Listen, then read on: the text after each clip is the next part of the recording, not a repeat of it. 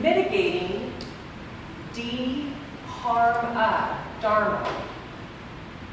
Dharma is the name of the teachings of the Buddha. It translates as doctrine, as truth, as the right way of living. Sounds pretty good, and it sounded pretty good to me. And if any of you have ever been in a space where the Dharma is the central feature, a Buddha space or a mindfulness space, you probably felt this vibe of care. Yeah, this practice is actually about care. Well, I'm going to go into that a little bit more deeply. What I'm going to first ask you to do is just take a moment and think of a moment when you felt cared for. Like a specific moment. Maybe you had COVID. Someone cared for you.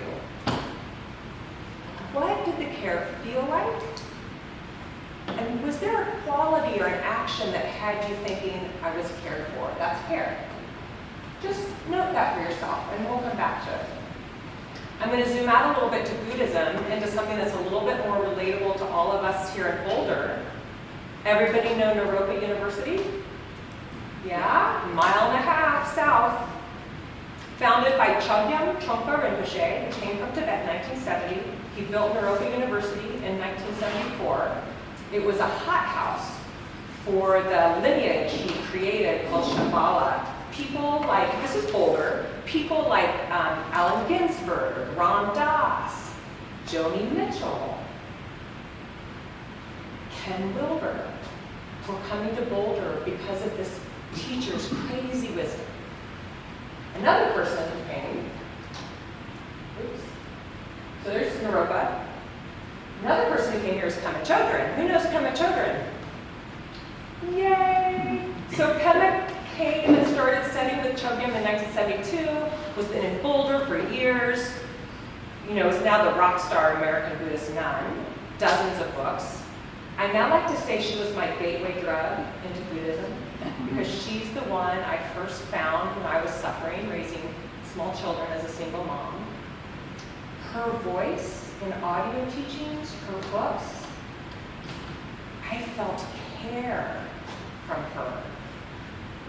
And I developed this view that to follow the Dharma was to live a life devoted to care. And to teach the Dharma was to live a life devoted to caring. All right, so a little history about Shambhala, Chogyam Trungpa. He was known for sleeping with his students. He was married, they were often married. He died at age 48 of complications of alcoholism. He was widely known to be an alcoholic. He was succeeded by his son, the Sakyam, he's called, who then proceeded to lead spiritually the Shambhala organization as well as be its literal head. So technically he became Pema's teacher when Chogyam died, right? This is care, the person teaching care.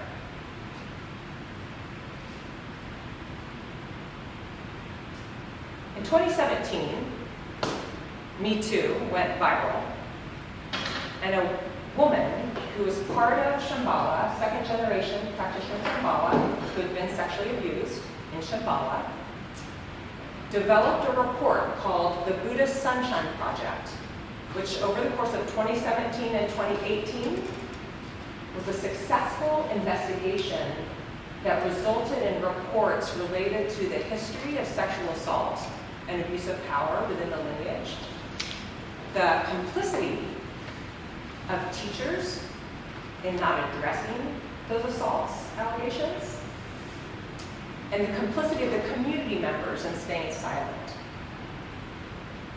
Care. So Pema, my gateway drug into Buddhism, came out with a book in 2019. Now she had stayed largely silent through decades of allegations coming forward but being buried. She'd stayed silent, and I've always been like, what is Pema teaching me by not speaking up about this? Well, in 2019, she had a new book coming out called, in retrospect, something that seems a little tone deaf, considering in 2018, the New York Times headlined the fact of this abuse. Living beautifully in times of uncertainty and change. That was her new title. So she took an interview with Oprah. And in that interview, I want to share with you what Pema said when Oprah prompted her to speak about how she felt related to all these allegations against Shambhala. I felt, oh man, you feel such a gestalt of feelings, you know.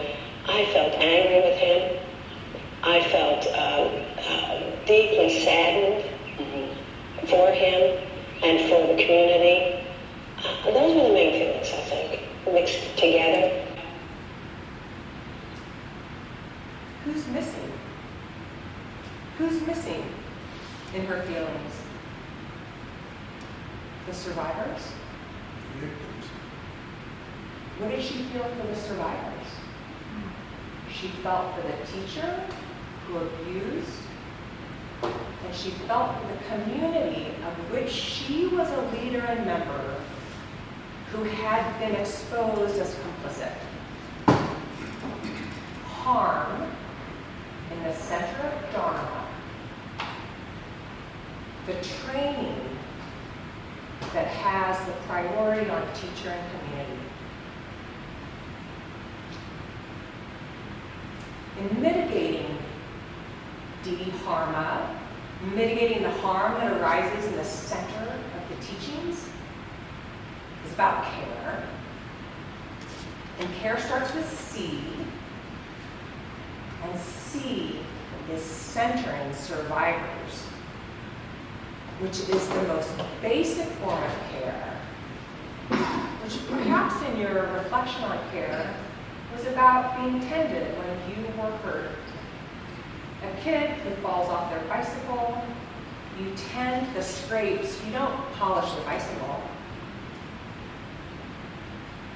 Mitigating dHARMa as a site, as a practice, begins with care, and care starts with centering the survivors. Thank you so much.